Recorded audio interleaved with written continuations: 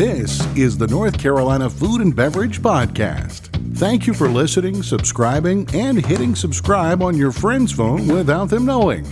Coming to you from the fire escape behind the kitchen studios in downtown Raleigh. This episode is sponsored in part by Spot On, tech that helps your business grow, and Joe Van Gogh Coffee, serving the community from seed to cup. And now, bringing you intelligent culinary conversation, and Max is here too. One's a salsa picante, the other's a kosher dill.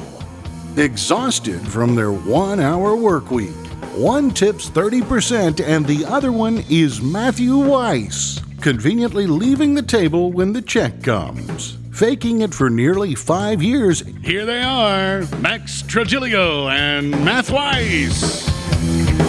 Hello, and thank you for listening to the North Carolina Food and Beverage Podcast. I am your co-host, Max Trujillo. And I am your co-host, Matthew Weiss. And what a year it has been for the North Carolina Food and Bev Podcast. You never let me down. Mm-hmm. That might be one of the highlights right there. Oh, yeah. Max is singing. 2021, well, you know, we like to be retrospective and introspective and reflective and all those things, especially at this time of the year. And so we did it. We talked to some of our people. We looked inside, and we wanted to give our listeners, you guys, a little bit of a recap on this year and what really touched us and stood out this year. So how are we going to do that, Max? Well, both you and Lauren, who helps out with our fantastic social media, and I guess me sort of, came up with some of our favorite moments of the year.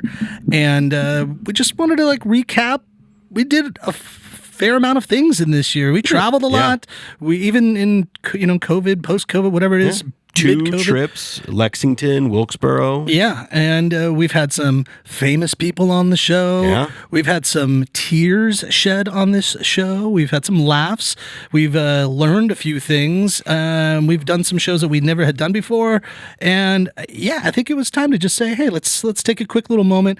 For one, a thank you to everybody that listens to the show all the time, weekly.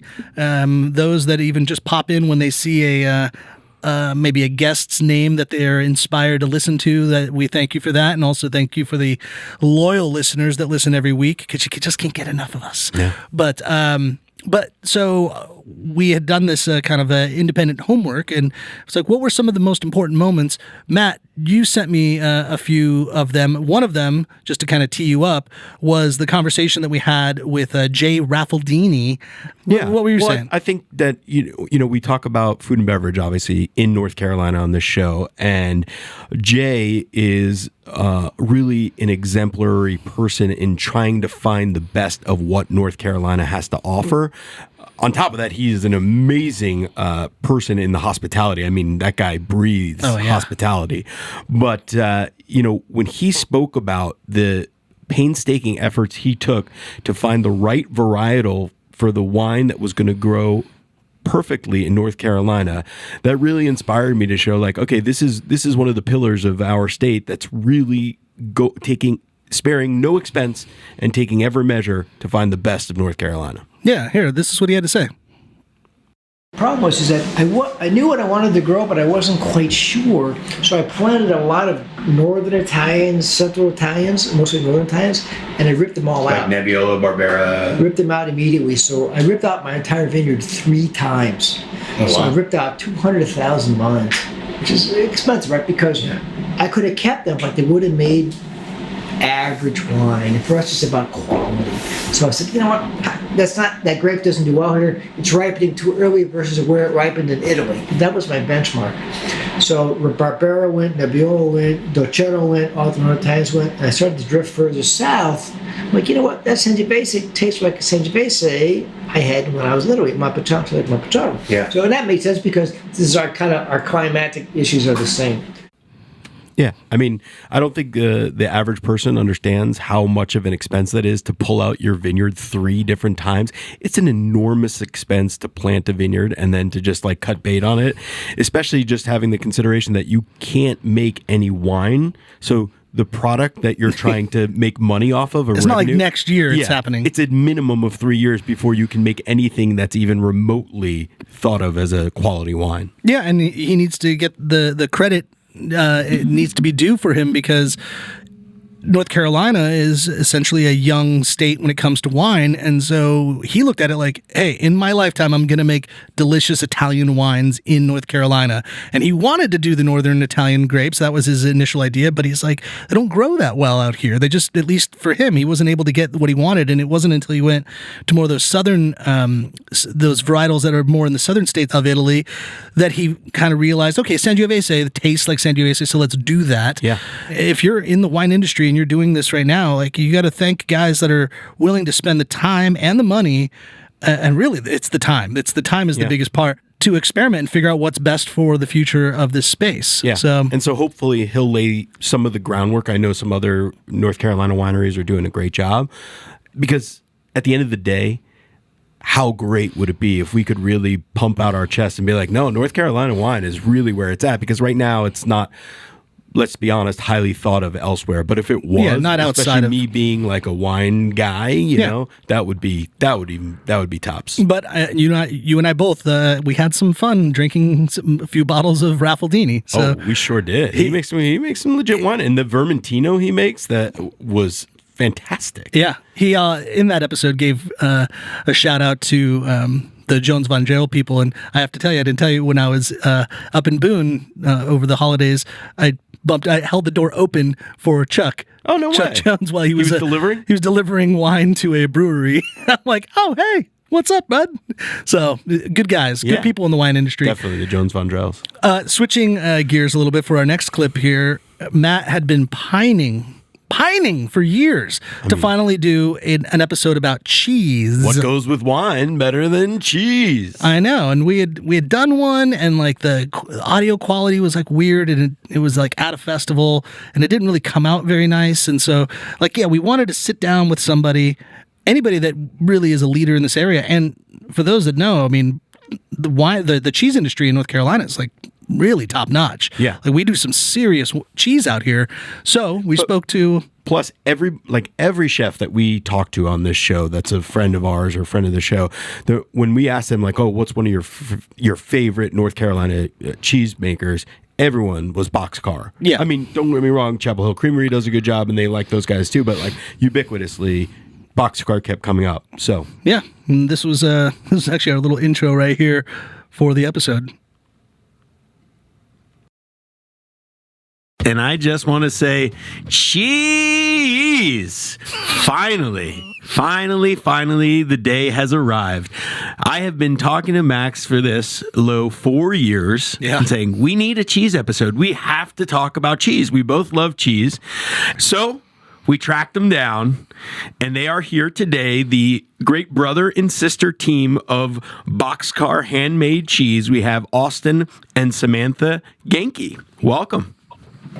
Hi, thanks for having us. Yes, thank you so much for having us. You know, Matt, it's the early bird that may get the worm, but the second mouse gets the cheese. ooh. I riddled that episode with so many dumb dad jokes that were cheese puns.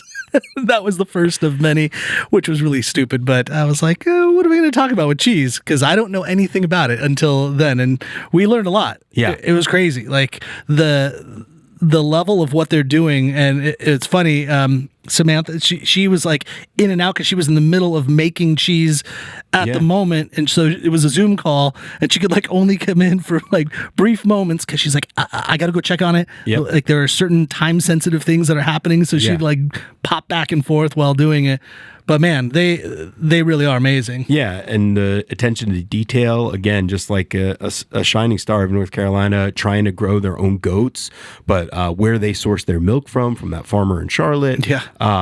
And, you know, and so thoughtful about like even the beer they use to wash the rinds on the cheese. Just, you know, when you talk about craft and you talk about really trying to make the best example of your specific product, they exemplify it. Yeah. And, you know, they're kind of one of those brands I've said before, like with certain liquors that they're not like in competition with people. It's like, no, this cheese production only assists in making everybody's food products even better. So it's like everyone can be friends with the boxcar cheese company, you know. And they make such like a niche type of Italian, basically, or Italian American cheeses, if you will. Yeah. So they're really different. Yeah. So as we were talking, going back to wine, we were talking about people that are revolutionary, and there's some odd birds out there that make wine.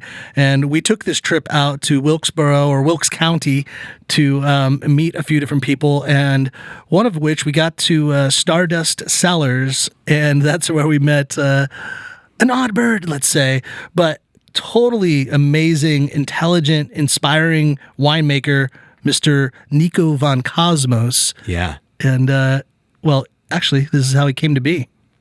Well, so wait, Nico von Cosmos, what came first, Stardust Cellars or the Cosmos? I think the Cosmos, right? I had an idea to have a farm and vineyard that was named after the Cosmos or Stardust, and actually changed my name to Von Cosmos because I knew I was going to do that. So I actually changed it when I was in grad school back in Washington. So I had the intention of, I got really into fermentation science and the little microbes that make everything magic, and I figured I'd change my name now because I started to kind of ideate on business names and different concepts, and that's when I kind of did it. So I actually changed my name before the business. Yeah. So you were all in from the beginning. From the beginning, yeah. I mean, the intentionality to know what you're going to do. And the whole time that we were sitting there in his I guess tap room, I kept thinking the whole time, how have we not discovered this guy yet? Like, how has he not gotten into, use one of your favorite words, purview at that point? I know. I mean, the only biodynamically farmed vineyard in North Carolina. He's making Pétillant Naturals, was his like a super hipster wine at this point, you know. And I was like, he's making beer, he's making mead. Yeah, he is like hipster cool for Brooklyn. Like, he would be cutting edge for Brooklyn, New York. You know? Yeah. Like, he's so far beyond scarves and skinny jeans. He's like, like he's got the next thing, whatever that is. Some moon boots that actually have like jetpacks on them or something like that. Well, he kind of, you know, he was like a mustachioed Luke Wilson, I'd say. You know, he's a cool dude, handsome gentleman, but he's making wine that's not just good for North Carolina. Like, it's legit. It's amazing. I forgot that I mentioned this at Thanksgiving. I brought his Treminette to Thanksgiving, and we had that first. That was the wine I sabered. Oh, nice. And I sabered that, and that kind of like celebrated with the family. And everyone was like, "What are we drinking?" I'm like, "Yeah, it's this sparkling Treminette from Wilkes County, and it's unlike what you would expect." So if anyone missed that episode, don't miss those bottles. Look for Stardust Cellars. They're really cool and different. Like, and you can find them in your local bottle shops. Yeah. Triangle Wine Company, perhaps. Nice. But I mean, I've seen them around, and always like, Durham Co-op, I know, sells them. Yeah. And, you know, I'm always like, I want to buy more of those. Even just a great day trip, because if you go up there and you just head out in the area, you can go to their tap room, and like all the stuff they make, their mead is crazy, like just really cool, a hidden gem, something that you wouldn't really expect, which kind of leads us to we spoke a lot this year, Matt, about barbecue, like a lot, maybe almost too much. I don't know, really too much. I mean, it was also the year of barbecue, you know, as we've discussed at length at the end of, or the beginning of the pandemic, we had 11 new barbecue restaurants slated for the Triangle. Yeah, and only a few of them actually opened, and some are still waiting to open, which I can't wait for. I mean, I'm really excited about. But it's cool. We had James Sampson on from the Corner Boys Barbecue, and that particular episode was the dawn of the biggest event we've ever thrown. Yep. Bubbles and Brisket. Yep. Which was really cool. We were just chatting with him after having so many conversations about pairing and what we could do. And like in true nature, if it doesn't happen on the podcast, it doesn't happen. And we kind of willed it to happen. I think my revisionist history thought it differently. Like, we definitely were like, oh, it's Bubbles and Brisket. Not so much. This is actually how it really came to be. Ready? Here we go. I don't know, James. Maybe you should talk to them and park your truck out there one day. Ooh. And we should do an event with the Triangle Wine Company with some great barbecue and some great beer. I want champagne and ribs. Champagne, I mean, champagne and ribs just sound like that should just be a dinner party that we host. Champagne and ribs. We did pork and rum before. We did. Champagne and ribs sounds like. But champagne and ribs or champagne and fried chicken? Because that's like that's like the go-to. Do they have to be mutually exclusive? No. Can why we not? do champagne we ribs can and chicken? definitely do both. Yeah, maybe some brisket too. Yeah. But either way, go to Triangle Wine Company or trianglewineco.com and don't forget to use the NCFB promo code for a nice discount. So are we saying that? So there was never actually bubbles and brisket being there. How did we get there? But I think at the end of the episode, we might have like come around and said it more officially that it was bubbles and brisket. So does this mean that Bubbles and Brisket 2022 is actually just bubbles and barbecue? Or then are we going to piss off the traditionalists because then they're going to expect pork? No, but I think if anybody wants to bring fried chicken or ribs to the whole thing, then more Why power should we to be you. exclusive, right? Yeah, I'm down. So for the listeners, we are planning Bubbles and Brisket 2022 to happen more than likely in the summertime. That's like when we did it last time. We did June 26th. So why not? We'll probably keep it around that same time of year as well. But if anybody wants to be involved, if any pitmasters want to get in there, if any bands want to perform live, if a sparkling producer wants to be included, send your emails to Max or Matt at NCFB Podcast, or hit us up on Instagram and go from there. Because we had a huge outpour of interest. A ton of people showed up. It was fantastic. It rained like an MFer, but maybe we'll take better precautions. Well, so we might maybe do it earlier this year. We'll Get see. away from rainy season. Yeah, but it was fun. And it was amazing. I mean, fun would be an understatement. Yeah. Well, funny that you just say that, because this next clip takes us kind of in a different direction, and it's really the point of what she was talking about and mentioning Inez Rubistello, great friend of the show. She's been on the show a couple of times, even hosted it once for an all-female show. And we had her of Tarboro Brewing Company and famous sommelier from Windows on the Square and Windows on the World, and they have On the Square. Yeah, and so Inez came back in because she had just released a memoir called Life After Windows, and this was a memoir of her time at Windows on the World in the World Trade Center, and of course what happened in the wake of 9/11 and what kind of led her up to that point, and then as she experienced it afterwards. We asked her a little bit about how the book came to be and where she was at, and this clip right here kind of sets it all up. So take it away, Inez. What is sadness? One of my definitions is the void of laughter. And you just can't find a way to laugh anymore. I've always tried to use laughter to combat sadness. As a child, when my parents were splitting up and my sister or my dad or my mom was sad, my whole thing was, I got to make them happy and I've got to be happy. Yeah. That's obviously can only work for so long.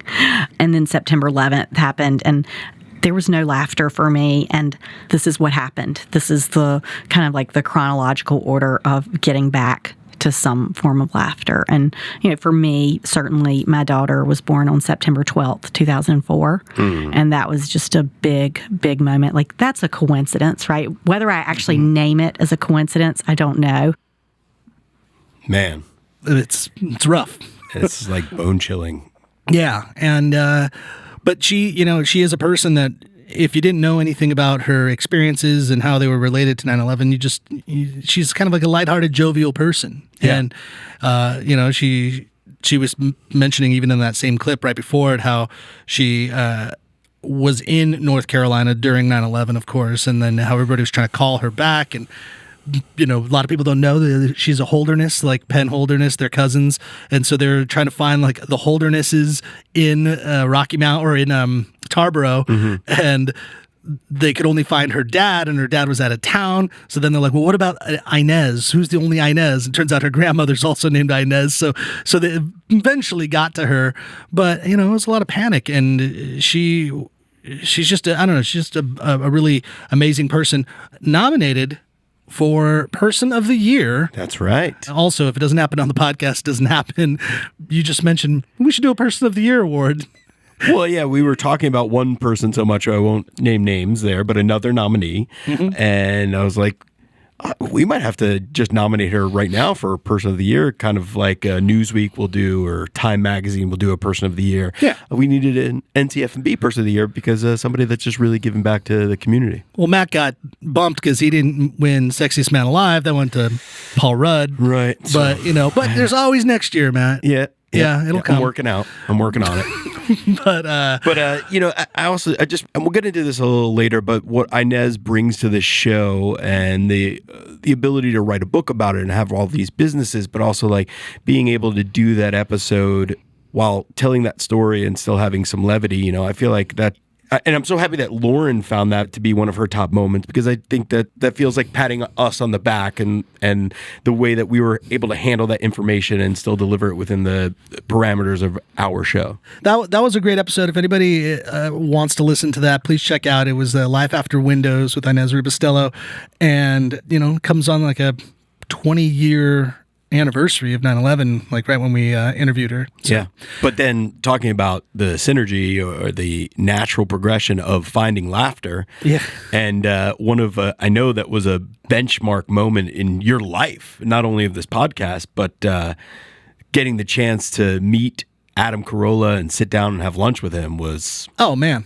It was crazy. So as listeners might know, I've been, not even listeners, just people that have worked with me at any restaurant or anything, just know that I do an Adam Carolla-ism once a day. Oh, yeah, Adam says this. Or this is a funny thing that Adam Carolla does.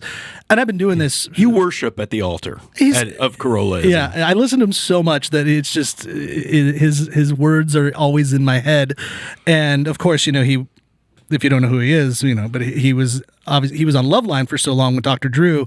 And as a high school student, I would listen to these shows late at night, right before bed, from like 10 a.m. or 10 p.m. to midnight. It was always on. And then in meeting my wife, Felicia, I found out that she did the same thing. So then we would have time that we would just like hang out like at the end of the night and like turn on the radio. It was like so old school, old timey instead of TV. And we would just listen to Loveline, and we'd sit there and like work on our computers or just do whatever, have a glass of wine. But it was such a cool thing to like connect with her.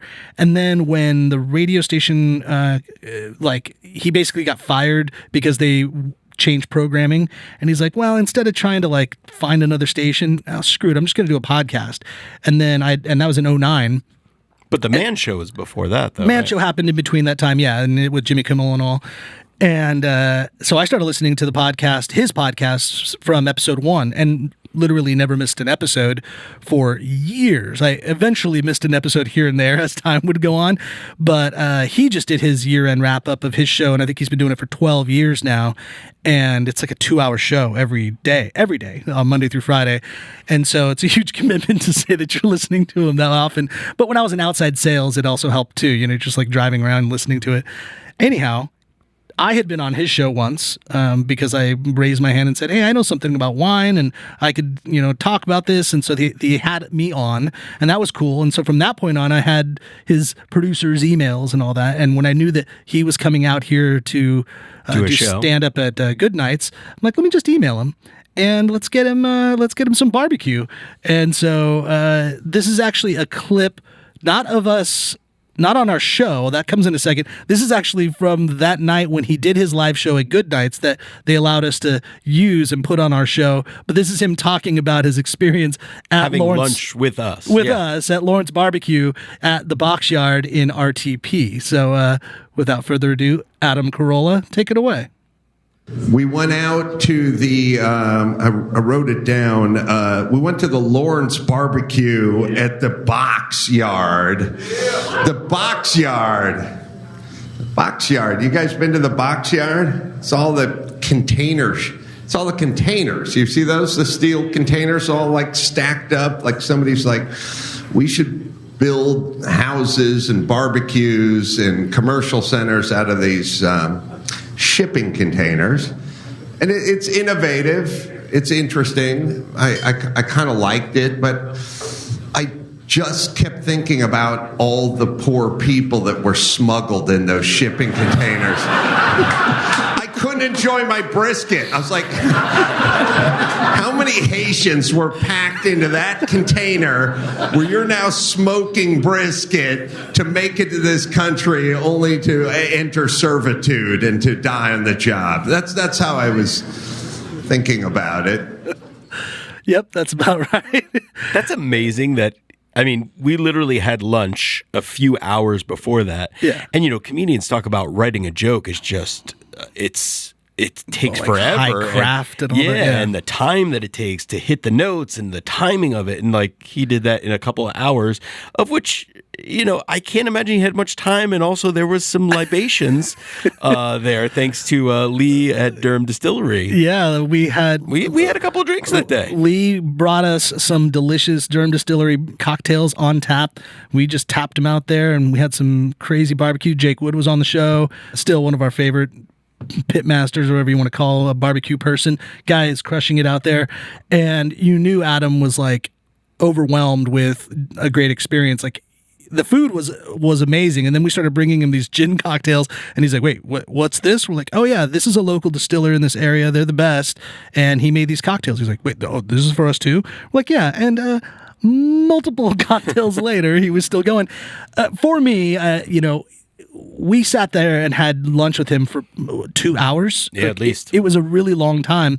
I got to ask everything I wanted to ask of this guy that has occupied so much of my time. So it was really cool, and felt very full circle to have Mr. Corolla on our podcast. And it's funny, this is a clip from our actual show in saying why he did our podcast. Simply put, here it is. Some people go what are you doing Bill O'Reilly's show for? Right. And I go, because he asked me to do a show. Same way I'm doing your show. Yeah. Actually, my mom knows you because of Tucker Carlson. So yeah, it reaches... it's people ask me to do the show. I do the show. That's what I do. I talk. Right. That's my thing. I love it. It's who cares? Yeah. He gets a little pushback from the liberal left because he's done these Fox News places. He's like, yep, but I'm also friends with Jimmy Kimmel, who's extremely liberal. I don't give a shit. He's like, I do comedy with Sarah Silverman and all this stuff, and then I'll do Bill O'Reilly. But I like that because it's why start putting divisions in just because your politics aren't the same? If you're just sitting there having a conversation with somebody, that's what's really about, the human encounter. But isn't that also really cool that he then also gains a completely different audience then. Yeah. And maybe all of us are guilty of being in our own echo chamber with Facebook and Instagram and the whole thing. And we basically get back the things that we already believe and already say. So it's not like we're gaining a perspective of the other side or people who have differing opinions. So yeah, you're eating your own tail if all you're doing is listening to the same people that share your same views. You're not learning if you're not listening to new thoughts. And you can listen to people that you might think are idiots or their point of view is wrong, and then understand better how you even feel about your own right. thoughts. You might reaffirm why you think that way. You're like, I listened to this guy and I realized, he is an idiot, and I feel better about my opinions. Or you might hear something for the first time and make you think, oh, okay, that's cool. Yeah, it doesn't have to be all or nothing. Yeah. And, I appreciate it. I love that he just was like, screw it, I'll be on your podcast. And he makes fun of all the small podcasts that he does. He's like, it's like ass crack and back sack in the morning, these guys, whoever they are. But I don't give a shit because these guys spent enough time to want them to be on the show. They took time out of their day. They did whatever. And why not do this for someone else?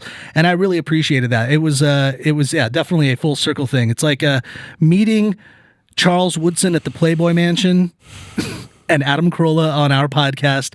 Those are the two biggest moments of celebrity moments for me. Yeah. But just the fact that, yes, he does do a lot of podcasts, but his producer thought enough to respond to your email, spend the time with us, and legitimately do our podcast. He gave us all the time. It's not like they were like, oh, okay, we're done now.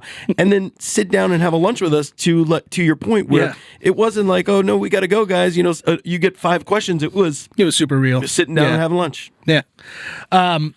So we're Matt, we're getting kind of close to the end of this little wrap-up show, and we have people that we want to announce who we did the Person of the Year award.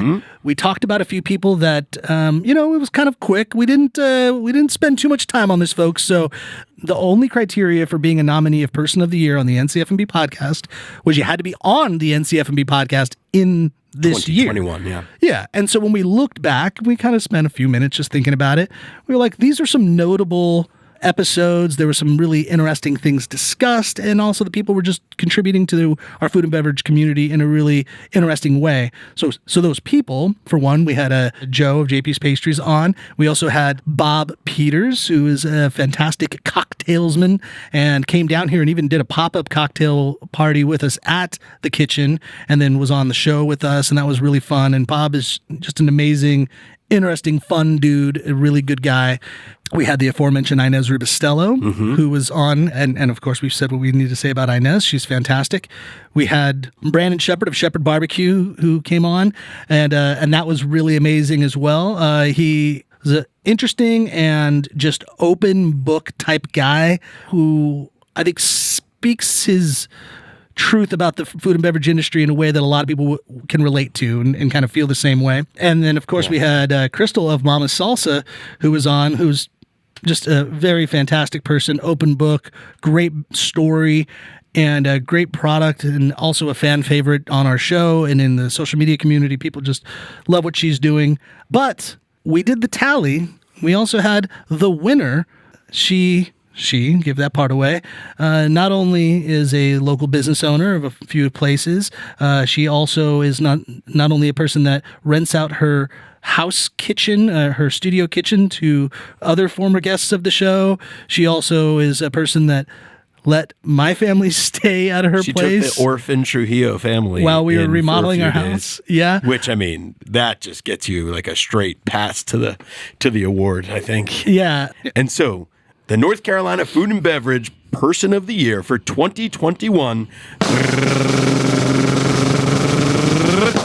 is Preeti Watts. Which is great. She really is just a fantastic person. She won by 5 votes, but second, third, and fourth place were all tied by 1 vote. What an awesome person. Preeti, you're amazing. If you haven't been to Cheney, you're doing yourself a disservice. She's just a wonderful woman, and gosh, the second she got on here, she was nervous, like she didn't know if she wanted to really speak or what she was going to say on the show. And then it didn't take very long for her to be like real. And then this was not like a happy fun moment. This was like a pretty dark little part, but this truly was how Preeti found herself in the kitchen being a professional. It wasn't for all the good and sweet things. It was here. Here it is. I baked because I love to bake. That was for me. But I had to cook to survive. What I mean by that is my mother was off working. My father was always home drunk. And when I came home from school, I would not even have a chance to put down my backpack before I had to get in the kitchen and cook for him. Because if I didn't cook, I would get the shit beat out of me. In fact, I was beaten almost every single day of my life. I'm sorry. So, but yeah, if I wanted to avoid being beaten, I cooked. Oh, man. So... Thank you for sharing that. I mean, that's awful, but it happened to a different person, honestly. Yeah. It's been so long ago, it's like it happened to a different person. Listen, we're not, Barbara Walters, and, that's not our shtick, but just the fact that Preeti felt comfortable sharing that moment with, and, what's not in that clip is she said that she had never told anybody that. I mean, I think maybe her family, her... It wasn't widely known. But that was not something that I'd known. So I feel like so close to her just for her feeling comfortable in this setting, for being able to share that with us. And that just... it's nothing that you want somebody to go through, but from the fact of that, like, horrible circumstance, she found herself and she found baking, and now we get to have her and enjoy that. It's a pretty amazing thing. Well, she and John, her husband John, amazing people, and they have 2 daughters themselves that are like grown and are like living, like they're adults now. But she is kind of, that maternal instinct in her is just so strong, and I kind of feel, without putting words in her mouth, that's why I feel like she said it. I think she was like, I'm saying this because I'm on a place where there's a platform and people should know this. Not necessarily about me, but I am one of many people that have experienced this type of thing, and it is okay to speak out loud about, and it is not okay that it happened, and this is how I dealt with it, and this is kind of what made me stronger.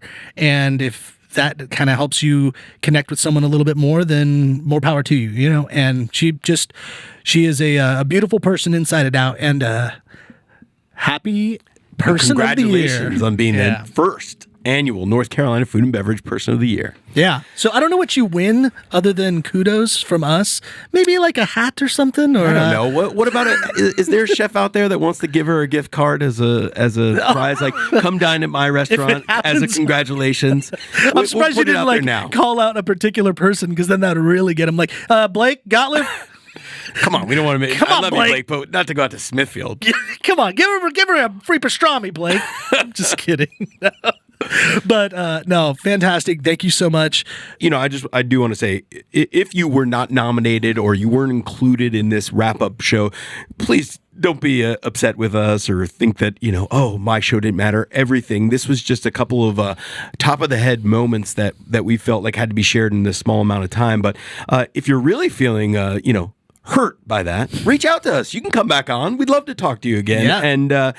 And everybody, seriously, that has been on the show, that has commented in 2021, has made this show this banner year. Really, it took us some time, but now for 5 years, I feel like we're really kind of skyrocketing in the new direction. Has been a great part of the show. We have more listeners than ever. We've been we just, I don't know. Our sponsors are great and really true partners. So Spot On and Triangle Wine Company, our longest sponsor, Proof Alcohol Ice Cream, and Joe Van Gogh was providing us. Amazing. Keeping us caffeinated this year, so thank you, those guys. And I also just want to say, you know, I'm very thankful again for this year, and despite our COVID and a pandemic, and now whatever it is going on with Omicron, you know, 2021, I think for a lot of people, business-wise, who were able to make it, has been a stellar year business-wise. And I know you are going into a very exciting new business, and wishing you all the best, and you and Kip with Crafton. But I really hope that we can carry that into 2022. Yeah, man. This is, we thought we were out of it. Going back to that Bob Peters time, we thought we were out of the throes of the pandemic, hence why we thought it was fine to have a little party. And it all came rearing its ugly head again. So everybody, we're not going back into lockdown, though. No, everybody be safe. Get out there. Support your local businesses. Support your local podcasts. Do all the things that help keep these engines running and turning. But until next year, Matt. Thank you, 2021. Looking forward to seeing all of you in 2022 and hearing from you in 2022. Everybody, get out there. Go to your local restaurants. Buy your local wines. You will eat and drink extremely merrily in 2022. Thanks for listening to the NC F&B podcast. And if you've stuck with us this long, review us on iTunes, and remember, 5 stars are encouraged. Proof Alcohol Ice Cream. We pour art and science into every bite. An artisan ice cream company from Columbia, South Carolina. Proof is changing the way people think about dessert. Triangle Wine Company. Locally owned and operated. Triangle Wine Company is committed to creating the best shopping experience in fine wine and craft beer.